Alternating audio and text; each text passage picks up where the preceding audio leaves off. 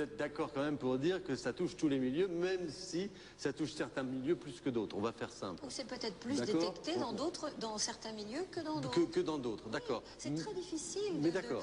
Mais il n'y a pas de déterminisme social dans cette affaire. Non, c'est transgénérationnel. Ce sont des transmissions de comportement d'une génération à l'autre. D'accord.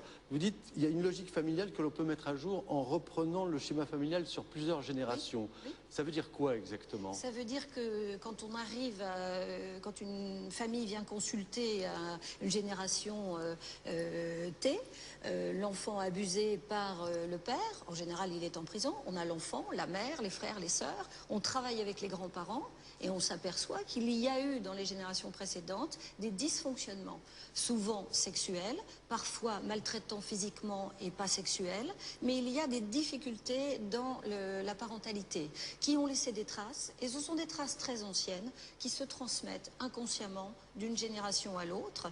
Et bien souvent, quand on va interroger l'histoire de l'agresseur, nous aurons des explications très simples, des secrets de famille qui vont surgir, ou la question de l'abus d'un enfant, de la terreur d'un enfant. Oui, je souhaitais revenir sur un autre point. Il s'agit là effectivement d'une hypothèse que l'on étudie depuis un certain temps et qui est peut-être tout à fait fondée. Mais par ailleurs, on sait aussi que la plupart des personnes qui ont été victimes d'inceste ou d'abus sexuels au sein de leur famille peuvent tout à fait mener plus tard une vie familiale parfaitement équilibrée et être de bons parents.